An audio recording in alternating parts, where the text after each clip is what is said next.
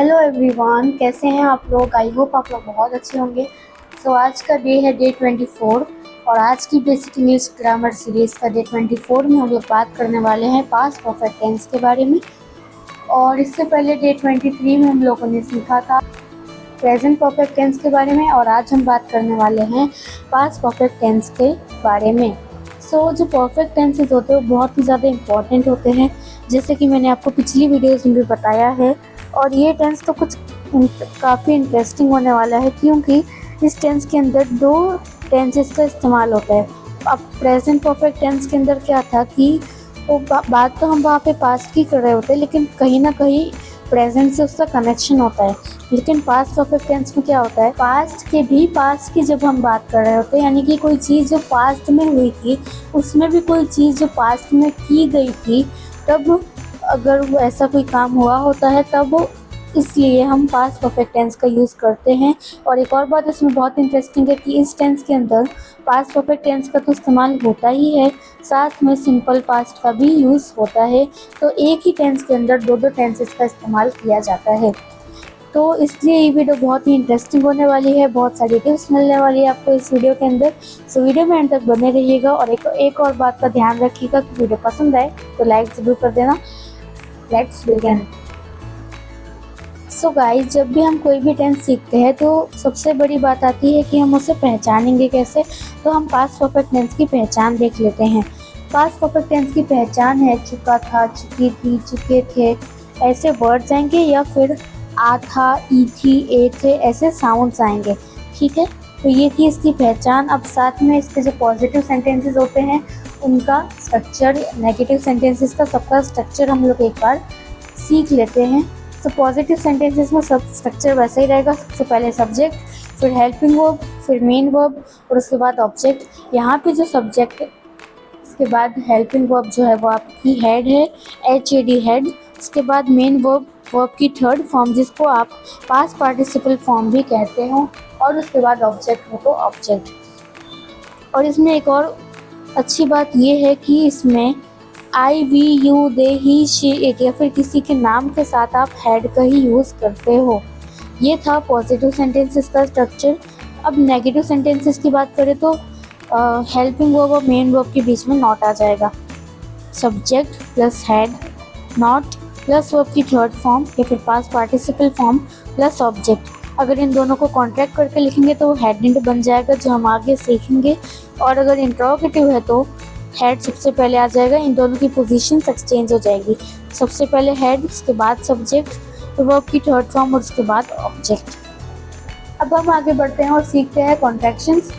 कैसे हम उनको कॉन्ट्रैक्ट करेंगे तो क्या बनेगा, उनको प्रोनाउंस कैसे करेंगे, आगे सीखते हैं। कॉन्ट्रैक्शन में सबसे पहले मैंने आपको पहले ही बता दिया कि I, we, you, they, he, she, it सबके साथ आप हेड का यूज़ करेंगे। अब अगर हम इनको कॉन्ट्रैक्ट करेंगे तो क्या बनेगा, यहाँ पे ध्यान दीजिएगा कि आई और हेड को जब हम कॉन्ट्रैक्ट करेंगे तो एच और ए हटा देंगे, सिर्फ डी बचेगा, और एपोस्ट्रोफी लगा देंगे तो इसको प्रोनाउंस करेंगे इड, इड। इसी तरह से वी में भी करेंगे, एच ए हटा देंगे, एपोस्ट्रोफी के साथ डी रखेंगे तो वो प्रोनाउंस हम उसको करेंगे वीड। इसी तरह से यू में भी करेंगे तो बन जाएगा यूड, डे में करेंगे तो बन जाएगा डेड, ही में करेंगे तो बन जाएगा हीड, शी में करेंगे तो बन जाएगा शीड, और इसी तरह से इट में करेंगे तो बन जाएगा इटेड। ठीक है, और अगर नेगेटिव है तो हेड नॉट को अगर हम कॉन्टैक्ट करेंगे तो बन जाएगा हेडेंट। कुछ भी नहीं हुआ, बस ओ को हटा के हमने उसकी जगह एपोस्ट्रोफी लगा दी, जो मैंने आपको पीछे भी बताया। ये तो बात कि हमने रिटन इंग्लिश के लिए सीखा है, तो अब आप उसे पहचान लेंगे। लेकिन जैसा कि मैंने आपको बताया कि पास्ट के भी पास्ट की बात होती है, तो ऐसा क्या होता है इसमें यूज़। तो इसमें दो कंडीशन है जो आपको समझनी है, वो हम अब आगे देखते हैं। सबसे पहले दो कंडीशन है। पहली वाली है to describe an action that happened before a specific time in the past, यानी कि कोई स्पेसिफिक टाइम के दौरान एक एक्शन हुआ था, कोई स्पेसिफिक कोई खास टाइम के बीच में कुछ एक एक्शन हुआ था, उससे भी पहले कुछ एक्शन हुआ होगा या हुआ था, तो अब हम पास्ट परफेक्ट टेंस का यूज़ करते हैं, जिसका मतलब ये होता है पास्ट इन द पास्ट। कुछ एग्जाम्पल्स देखेंगे आप अच्छे से समझ पाएंगे। एग्जाम्पल देख लेते हैं एक बार। कुछ एग्जाम्पल्स हैं। मैं खाना खा चुका था। इसमें ना टाइम मेंशन नहीं किया गया होता है। मान लीजिए कि आप किसी एक इंसान से बात कर रहे हो और सामने वाले को पता है कि ये सुबह की बात हो रही है, इसलिए यहाँ पे हम टाइम मेंशन नहीं करते। तो आप बोल रहे हो मैं खाना खा चुका था, यानी कि अगर बात हो रही कल सुबह की, तो उसे पता है कि कल सुबह आप खाना खा चुके थे। तो आप उसको ऐसे बनाएंगे, आई हैड ईटन फूड। मैं खाना खा चुका था। हैड हेल्पिंग वर्ब है। ईटन, ईट की थर्ड फॉर्म है पास्ट पार्टिसिपल, ठीक है, ईटन, और उसके बाद ऑब्जेक्ट फूड। एक और बात याद आई गाइस कि आपको अगर वर्ब्स को समझना है तो आपको मेरी पुरानी वीडियोस जो है उन्हें देखना बहुत ही ज़रूरी है, क्योंकि वर्ब की फॉर्म्स होती है रेगुलर और इरेगुलर, ठीक है। तो अगर आपने मेरी पुरानी वीडियोस नहीं देखी है तो आप इरेगुलर और रेगुलर वर्ब का कॉन्सेप्ट नहीं समझ पाएंगे। डे 9 में मैंने वर्ब के बारे में बताया था और डे 18 के अंदर मैंने पास्ट इंडेफिनिट टेंस के बारे में बताया था। तो इस वीडियो को देखना भी मत भूलना, क्योंकि अगर आपने पास्ट इंडेफिनिट टेंस को नहीं समझा तो आपको पास्ट परफेक्ट टेंस भी समझ में नहीं आएगा, ठीक है। तो ऑलराइट, अगर आपने देख लिया है तो बहुत अच्छी बात है, अगर नहीं देखी तो आप वहाँ से जाके देख सकते हैं। अभी मैं आपको शॉर्ट में रेगुलर और इरेगुलर वर्ब्स के बारे में बता देती हूँ कि रेगुलर वर्ब्स वो होते हैं जिनकी सेकंड या फिर थर्ड फॉर्म में ईडी आता है। जैसे कि अगर मैं आपको एग्जांपल दूँ तो ईट, एट, ईटन, जिसका पहले से कुछ भी कनेक्शन नहीं है, या फिर टेक, टुक, टेकन, ठीक है। जो आपको सिंपली याद रखना है जिसकी सेकंड और थर्ड फॉर्म ईडी से एंड हो वो रेगुलर वर्ब्स, बाकी सारे के सारे इरेगुलर वर्ब्स, ठीक है। तो अब इसमें था मैं खाना खा चुका था, I had eaten food. Meera नहा चुकी थी। बात हम सुबह की कर रहे हैं, लेकिन यहाँ पे टाइम मेंशन नहीं है, वरना हम उसमें टाइम भी मेंशन करते। मीरा हैड टेकन बाथ, ठीक है। वह जा चुका था, ही हैड गॉन। गॉन, गो की थर्ड फॉर्म है गॉन, ठीक है, ही हैड गॉन। वे भाग चुके थे, दे हैड रन अवे। दे है, अब आप सोच रहे होंगे कि रन की फर्स्ट फॉर्म तो रन होती है, थर्ड फॉर्म भी रन होती है। जी हाँ, रन की फर्स्ट और थर्ड फॉर्म सेम होती है। रन की first form run, second form ran और थर्ड फॉर्म रन ही होती है। तो वे भाग चुके थे, दे हैड रन अवे, ठीक है। अब यहाँ पे कुछ और सेंटेंस है। तुम नहाए थे, यू हैड टेकन बाथ। क्या तुम नहाए थे, इंट्रोगेटिव है तो हैड यू टेकन बाथ, क्या तुम नहाए थे। और नेगेटिव है तुम नहीं नहाए थे, you had not taken bath. इस तरह से सेंटेंसेस बनाते हैं। अब हम देखते हैं वो दूसरी कंडीशन जहाँ पे पास्ट परफेक्ट टेंस का यूज़ किया जाता है। सेकंड कंडीशन के लिए दो टेंसेस का यूज़ किया जाता है पास्ट परफेक्ट टेंस में। First is past perfect tense और दूसरा है past simple tense. Past perfect tense की जो स्ट्रक्चर होता है सब्जेक्ट या फिर प्लस हेड प्लस वर्ब की थर्ड फॉर्म या फिर पास्ट पार्टिसिपल फॉर्म, जबकि पास्ट सिंपल का स्ट्रक्चर होता है सब्जेक्ट प्लस वर्ब की सेकंड फॉर्म। और अगर नेगेटिव है तो subject plus did not plus verb की सेकंड फॉर्म, ठीक है। ये आपको पता है। इसका यूज़ हम कब करते हैं, used for actions that happen first और अर्लियर।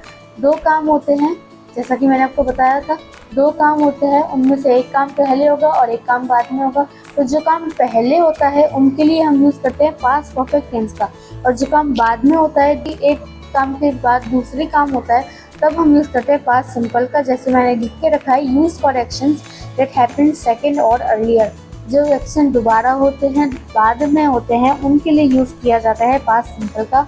और एक बात भी, ऐसे सेंटेंस जो काम पहले होते हैं उनके पहले हम ऐसे वर्ड से लगाते हैं जैसे after, as soon as, until, the moment, that.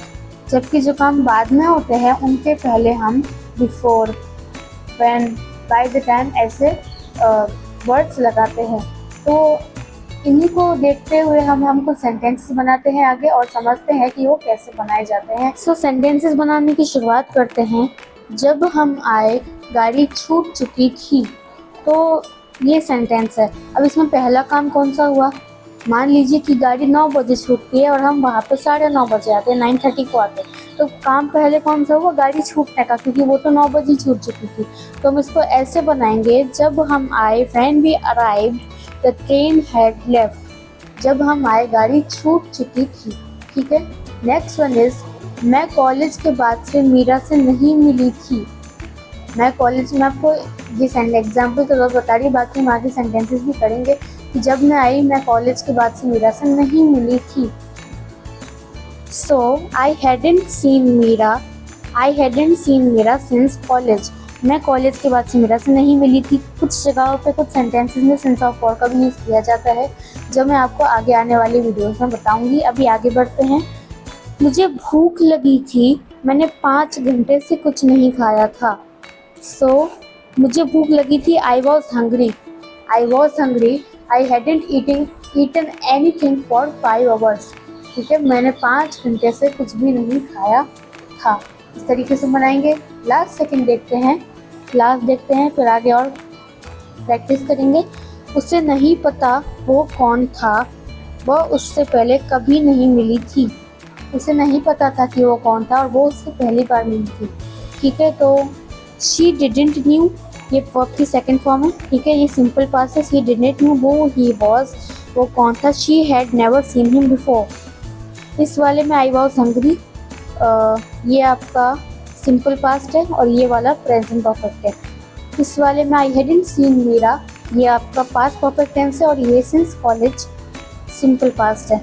जब हम आए गाड़ी छूट चुकी थी, when we arrived simple past है और the train had left past perfect है। इस तरीके से आप सेंटेंसेस बनाते हैं। अब हम आपको कुछ और सेंटेंसेस बना दिखाती हूँ ताकि आप और अच्छे से समझ सकें। Now we will practise some more sentences. So after she had gone I found her keys.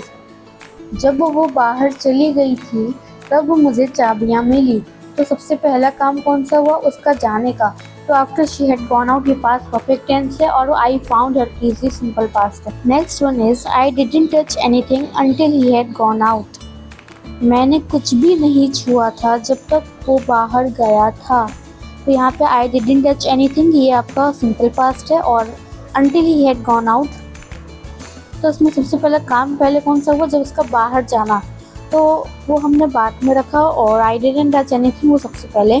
ठीक है, next is by the time Meera got to the party everyone had left. इसका मतलब है कि जब तक मीरा पार्टी में पहुंची थी सब जा चुके थे। तो सबसे पहला काम कौन सा हुआ, सबके जाने का। सो जब तक मीरा पार्टी में पहुंची एवरीवन हैड लेफ्ट ये सिंपल पास्ट है और ये एवरीवन हैड लेफ्ट ये प्रेजेंट परफेक्ट टेंस है। Next is it did happen so quickly I didn't notice. यह इतनी जल्दी हुआ कि मेरा ध्यान ही नहीं गया। It did happen so quickly ये पास्ट परफेक्ट टेंस है और आई डिडंट नोटिस ये सिंपल पास्ट टेंस है। इसमें ध्यान आपको यही रखना है कि कौन सा काम पहले हुआ और कौन सा बाद में। आप अपने आप सेंटेंसेस ट्रांसलेट कर पाएंगे। Next is before I called her she had run out. इससे पहले मैंने उससे बुलाया वह भाग चुकी थी। ठीक है, बिफोर आई कॉल्ड हर ये है जो है वो पास्ट सिंपल टेंस है और she had run out past perfect tense है। Last is I didn't finish my meal when she called. मान लीजिए आप खाना खा रहे थे और आप कह रहे हैं जब उसने फ़ोन किया तब मेरा खाना ख़त्म नहीं हुआ था। ठीक है, तो आई डिडंट फिनिश माई मील ये है आपका पास्ट सिंपल टेंस और व्हेन शी कॉल्ड ये पास्ट परफेक्ट टेंस है। सो इसी तरह से आप सेंटेंसेस बनाते हैं अलग अलग तरह के। और इसी के साथ आज की इस वीडियो को एंड करना चाहेंगे। और पास्ट परफेक्ट टेंस हमने आज की इस वीडियो में सीख लिया है। आई होप आपको आज की इस वीडियो में बहुत मज़ा आया होगा। एक रिक्वेस्ट करूँगी आप लोगों से, अगर वीडियो पसंद आए तो प्लीज़ लाइक ज़रूर कर देना, बेल आइकन को प्रेस करना मत भूलना ताकि आप मेरी वीडियोस को मिस ना कर सकें। सब्सक्राइब करने के बाद ऑल पे क्लिक कर दीजिएगा। मैं मिलूँगी आपसे डे नंबर 25 में। तब तक के लिए take care, see you all soon, bye.